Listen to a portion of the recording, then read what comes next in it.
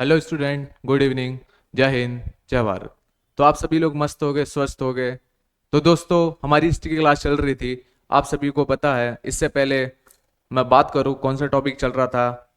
आप लोग वीडियो जरूर देखिएगा कि हमने इससे पहले जो पढ़े थे काफ़ी चीज़ें हमने रिकवर कर दी थी। मैं आपको रिकॉल करा दूं, इससे पहले जो हमारा टॉपिक चल रहा था, मैंने आपको बताया कि अपने आर्कोलॉजिकल डिपार्टमेंट के न्यू अधिकारी बन जाते हैं, जिनका नाम रहता है जॉन मार्शल। और जॉन मार्शल के टाइम पीरियड पे कौन, दयाराम सैनी नाम का व्यक्ति उनसे आज्ञा लेके रिसर्च करने चले जाता है एक प्लेस पे। ये सब चीजें मैंने आपको बताया था। फिर उसके बाद 1921 पे चला जाता है दयाराम सैनी और खोज करता है हड़प्पा की। फिर अपने रखलदास बनर्जी जाते हैं 1922 में मोहनजोदड़ो की खोज करते हैं। ये सारी चीजें हमने बता दी थी। आज हम बात करेंगे सिंधु सभ्यता की विशेषता के बारे में। सिंधु सभ्यता की विशेषता कैसी थी? सबसे पहला पॉइंट मैं आप सभी को बताना चाहता हूं कि सिंधु सभ्यता की जो लिपि थी वो कैसी लिपि थी? गोमूत्रकाल लिपि। जैसे कि आपको स्क्रीन पे दिख रहा है इस तरह की। वहां पर भाई लिखा हुआ कुछ नहीं, लिखने की जानकारी तो मिलती है, बट कैसी थी उसे पढ़ा नहीं गया। कुछ वर्ड्स ऐसे थे जो पढ़े नहीं पाए थे। ठीक है, अब गोमूत्रकार का मतलब समझो। क्या होता है, गांव में गायिया होती है, ठीक है। अब जब वो चलती है, चलते चलते जब वो पेशाब करती है तो कैसी जिगजैग शेप में हो जाती है। तो उसी को ही गोमूत्रकार कहा है। वैसी ही लिपियां हमारी क्या, वैसी ही लिपियां हमें सिंधु सभ्यता से प्राप्त होती है। मतलब चित्रकार लिपियां हमें यहां से प्राप्त होती है। अब इसी लिपि को, गोमूत्रकार लिपि को सर्पकार लिपि भी कहा। क्यों भाई? क्योंकि जिगजैग शेप में होती थी सारी लिपियां इसकी, जो पढ़ी नहीं जा सकती थी। लिखने की जानकारी तो मिलती है बट हम इसे पढ़ नहीं पाए। इसीलिए कहते हैं हमारा जो सिंधु सभ्यता है वो प्रोटोहिस्टोरिकल का टाइम पीरियड का एज है। ठीक है, समझ में आ रहा है? सिंधु सभ्यता हमारा प्रोटोहिस्टोरिकल एज का टाइम पीरियड है। अब बात करें, इसको हम बेस्तोफिडन लिपि भी कहते हैं। बेस्तोफिडन लिपि क्यों कहते हैं? क्योंकि बेस्तो द्वारा सर्वप्रथम इस लिपि को पढ़ा गया था, लिखा गया था। ठीक है, इतनी बात समझ में आई। अब सेकंड पॉइंट की बात करें, सेकंड विशेषता हम पढ़ते हैं। मैंने अभी आपको बताया कि जो सिंधु सभ्यता आपका प्रोटोहिस्टोरिकल एज में आता है। अब प्रोटोहिस्टोरिकल एज मैंने आपको बताया था, प्री हिस्टोरिकल एज, प्रोटोहिस्टोरिकल और हिस्टोरिकल एज। प्रोटोहिस्टोरिकल एज आपका आध्यतिक काल, जिसमें हमें क्या लिखी जानकारियां मिलती बट हम पढ़ नहीं पाते हैं। तो वही चीज मैं आपको बताना चाह रहा हूं दोस्तों। क्या हमें लिखी जानकारी तो मिली, अब हम इसे पढ़ नहीं पाएंगे। ठीक है, जितनी चीजें हमें मिल गया था, समझ में आ गया था, वो तो हमने बता दिया था। जब जो चीजें नहीं पता चल रही तो वो तो बता नहीं सकते। ठीक है, तो इसलिए हम इसे कहते हैं कि ये प्रोटोहिस्टोरिकल एज का टाइम पीरियड का एज था। अब बात करें, जो सिंधु सभ्यता थी ना आपकी, इसको हम ब्रॉन्ज एज भी कहते थे, कांस्य युग भी कहते थे। अब ब्रॉन्ज एज का मतलब समझो। अब क्या है, मानव धीरे धीरे करके ना चेंज कर रहा है अपना आप को। अब मानव धीरे धीरे करके अब अलग ही करने लग गया था। क्या कि टिन और कॉपर का इस्तेमाल एक साथ करना शुरू कर दिया था मानव ने इस टाइम पीरियड पे। कौन से टाइम पीरियड पे? सिंधु सभ्यता में। ठीक है, मैंने क्या बोला? सिंधु सभ्यता के टाइम पीरियड पे मानव के द्वारा टिन और कॉपर का इस्तेमाल एक साथ शुरू कर दिया था यूज करना। ठीक है, और इस सभ्यता में हमें नगरों की जानकारी भी मिलती है। क्या बोला मैंने? इस सभ्यता में हमें नगरों की जानकारी भी मिलती है, जिसे हम अर्बन सिविलाइजेशन कहते हैं। अर्बन सिविलाइजेशन की जानकारी अभी हमें यहां से प्राप्त होती है सिंधु सभ्यता से। समझ में आ रहा है आप सभी को? देखो यार, आप लोगों के लिए मैं डेली इतनी क्लासेस कर रहा हूं आप सभी के लिए, तो आप लोग शेयर और लाइक जरूर करिएगा। इस तरह से बात नहीं बनेगी, क्योंकि डेली आपको इतना पीडीएफ मिल रहा है, इतनी सारे नोट्स मिल रहे हैं। अब जो बच्चा ईमानदार होगा तो वो तो आराम से नोट्स वगैरह बना रहा होगा। उसे पता है कि भाई निकलना है, पेपर निकालना, हमें तैयारी करनी है, अच्छे से करनी है।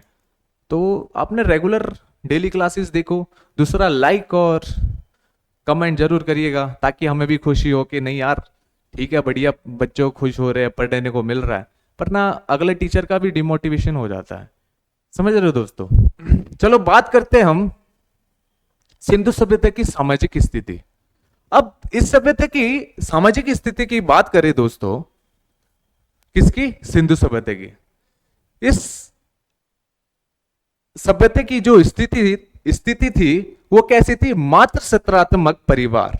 अब इसका मतलब समझना आप लोग, मैट्रिलिनियल फैमिली। मैट्रिलिनियल फैमिली मतलब भाई जो फैमिली होती थी उसका जो मुख्य होता था वो रहती थी माता। अब माता क्यों कह गया मैट्रिलिनियल फैमिली? क्योंकि भाई ज्यादा तौर पर हमें क्या है, मात्रा देवी की मूर्तियां प्राप्त होती है और उनके चित्र ज्यादा मिलते हैं। इसलिए हम कहते थे कि जो फैमिली रहती थी, फैमिली का जो मुख्य होता था वो कौन रहती थी? माता। मतलब वुमेन जो लेडीज रहती थी वो आपकी मुख्य होती थी, क्योंकि अब के टाइम पीरियड में क्या होता है, जेंट्स जो फादर साहब रहते हैं वो आपके मुख्य रहते हैं, समझ रहे हैं। और इसी सभ्यता से हमें एकल परिवार की देखने को भी मिलता है, मतलब न्यूट्रल फैमिली। न्यूट्रल फैमिली कैसी होती है? पति हो गया, उसकी पत्नी होगी और 2 बच्चे। तो न्यूट्रल फैमिली भी हमें देखने को मिलता है इस सभ्यता में, ठीक है। अब बात करें इस सभ्यता के बारे में। इस सभ्यता का विस्तार 3 देश में है। अब 3 देश कौन कौन से हैं आप सभी को पता होना चाहिए। वो 3 देश कौन कौन से आपके? पहला आता आपका अफगानिस्तान, दूसरा आता आपका पाकिस्तान और लास्ट आता आपका भारत। अफगानिस्तान से हमें जानकारियां कहां कहां से प्राप्त चलती है सिंधु सभ्यता की, ये चीज याद होनी चाहिए, ठीक है। शिरतुगई से हमें जानकारियां और मुंडी ग्राक से हमें सिंधु सभ्यता की जानकारियां प्राप्त होती है, ठीक है दोस्तों। और पाकिस्तान से हमें पंजाब, सिंधु और बलूचिस्तान से जानकारियां प्राप्त होती है, किसकी? सिंधु सभ्यता की। अब ये पंजाब आप ये मत समझिएगा कि पंजाब ये तो इंडिया में है, नहीं। पंजाब क्या था, जब भारत और पाकिस्तान एक था तो पंजाब बहुत बड़ा था, तो उसके 2 हिस्से किए गए थे। एक हिस्सा, आधा हिस्सा जो आपका पंजाब भारत में आता है, आधा हिस्सा आपका पाकिस्तान में आता है। 1 मिनट में पानी पी लूं थोड़ा।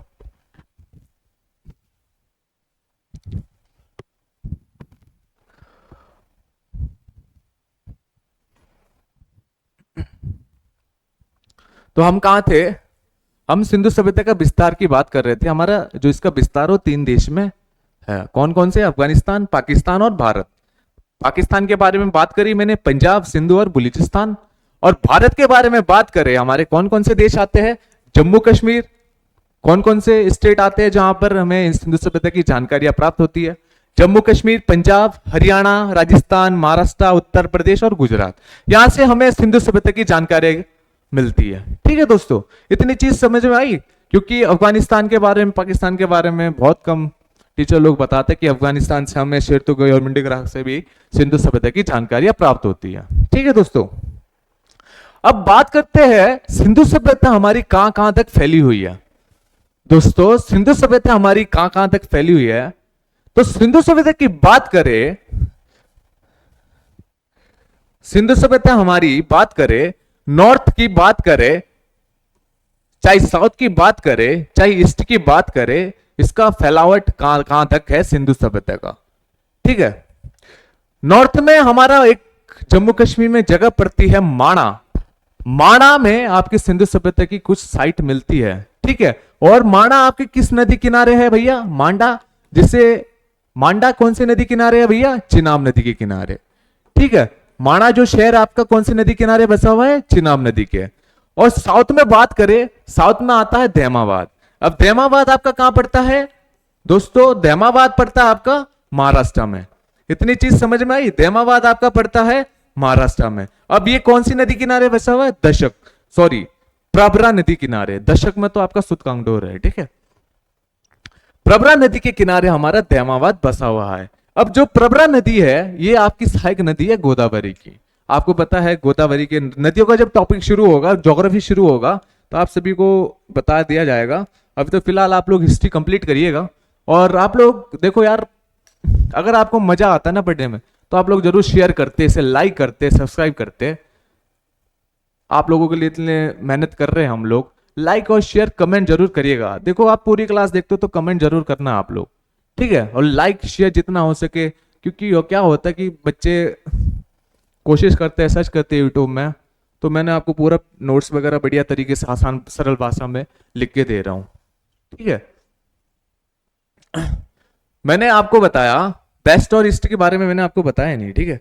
मैंने नॉर्थ और साउथ की बात करी कि हमारा जो नॉर्थ में है सिंधु सभ्यता, हमें माणा के जम्मू कश्मीर में जो पड़ता है यहां से जानकारी प्राप्त होती है। और दैमाबाद में महाराष्ट्र में पड़ता है, प्रवरा नदी के किनारे, यहां से हमें सिंधु सभ्यता की जानकारी पड़ती है जो साउथ में पड़ता है। और बात करें ईस्ट की, ईस्ट में एक जगह पड़ती है आलमगीरपुर, जो उत्तर प्रदेश में पड़ता है। यह किस नदी किनारे बसा हुआ है आलमगीरपुर? हिडन नदी के किनारे।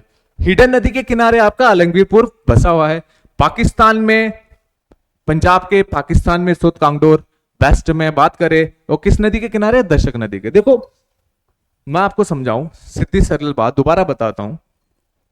मैंने बात करी नॉर्थ में आपका सिंधु सभ्यता की जो हमें साइट मिलती है जम्मू कश्मीर में, माणा से कुछ जानकारियां प्राप्त होती है, ठीक है।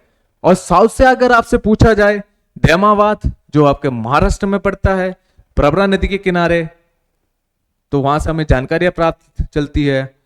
और ईस्ट की बात बोली मैंने आपसे, ईस्ट की जानकारियां हमें आलमगीरपुर जो उत्तर प्रदेश में हिडन नदी के किनारे पड़ता है, यहां से हमें सिंधु सभ्यता की जानकारियां प्राप्त होती है। और वेस्ट की बात करूं मेरे दोस्तों, वेस्ट में हमारा पाकिस्तान के अंदर पंजाब पड़ता है, वहां से हमें सुत कांगडोर से सिंधु सभ्यता की जानकारियां पता चलती है। अब आपका जो सुत कांगडोर है, ये कौन सी नदी किनारे है? दशक नदी किनारे बसा हुआ शहर है, ठीक है। अब बात करें, एग्जाम में कभी पूछ लेता है, जीडी के पेपर में पूछा था कि सिंधु सभ्यता का आकार कैसा था, सिंधु सभ्यता का शेप कैसी थी? तो भैया ट्रायंगुलर शेप। कैसी शेप थी आपकी? Triangular shape. अब सिंधु सभ्यता की मैंने आपको लंबाई बताई नहीं, लंबाई की बात करूं मैंने आपको अभी इससे पहले आपको क्या बताया कि सिंधु सभ्यता आपकी नॉर्थ से साउथ की लंबाई कितनी है? 1400 किलोमीटर। और ईस्ट से वेस्ट से ईस्ट आपकी 1600 किलोमीटर। लंबाई आपके एग्जाम में पूछता नहीं है, बट कुछ चीजें है मैं बता रहा हूं आप सभी को, कहीं क्वेश्चन बन जाए तो याद रखना, ठीक है।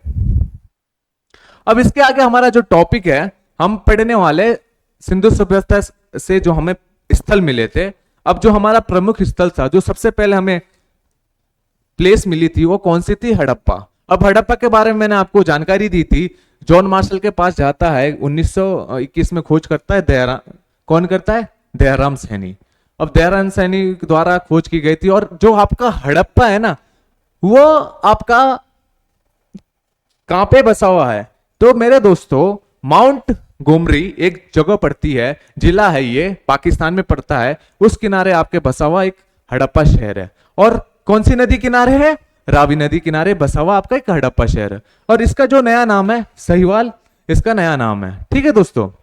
और खोज की बात करूं मैं, इसकी जो खोज की गई थी वो दयाराम सैनी ने की थी। मैंने आपको बताया था कब की थी? 1921 में, जब मैं जॉन मार्शल के बारे में बता रहा था। अपने क्या आर्कोलॉजिकल डिपार्टमेंट के जब न्यू अधिकारी बनते हैं जॉन मार्शल, उनके टाइम पीरियड पे ये आगे लेता है और सबसे पहली साइट ढूंढता है सिंधु सभ्यता की, जो रहती है आपकी हड़प्पा, ठीक है भाई। मैं देखो सरल भाषा में आपको समझाता हूं, आप लोग सभी लोग ना इसके नोट्स वगैरह रेडी करके रखना, ठीक है। अब खुदाई की बात करें, सर्वप्रथम खुदाई जो की गई थी 1926 में, इन्होंने तो खोज कर दी थी। 1926 में माधव स्वरूप द्वारा खुदाई की गई थी, किसकी? हड़प्पा की। और 1946 में आपका मोटिमर और भिलर द्वारा खुदाई की गई थी उसकी, हड़प्पा की, ठीक है। चलो आज हम इतनी क्लास करेंगे, कल आपके लिए आने वाली है बढ़िया सी क्लास। हम पढ़ेंगे हड़प्पा से हमें क्या क्या जानकारियां प्राप्त होती है, मोहनजोदड़ो के बारे में पढ़ेंगे। देखो सारी चीजें आप लोग धीरे धीरे करके ना नोट्स बनाना शुरू कर दो, ताकि आप लोगों के लिए भी फायदा हो। और दूसरी बात मैं आप सभी दोस्तों को बता दूं कि आप सभी जितने बच्चे हैं बने हुए हैं मेरे साथ, देखते हैं वीडियो, तो आप लोग शेयर और लाइक जरूर करिएगा, कोशिश करिएगा। जो आपके जो जितने भी दोस्त रहते हैं उन सभी को शेयर करिएगा, ठीक है। और आप सभी को एक जानकारी देना चाहता हूं कि मैं एनटीपीसी की मॉक टेस्ट सीरीज भी शुरू करने वाला है। जितने भी बच्चे आपके एनटीपीसी की प्रिपरेशन कर रहा है, तो आपका शाम के टाइम में आपकी मॉक टेस्ट सीरीज डेली आने वाली है, जीएस की और जीएस और साइंस जितना भी अपना रहेगा, हम कोशिश करेंगे बढ़िया से बढ़िया मटेरियल आप सभी को पहुंचाया जाए, ठीक है दोस्तों। चलो आज क्लास हम यहीं खत्म करते हैं। जय हिंद, जय भारत।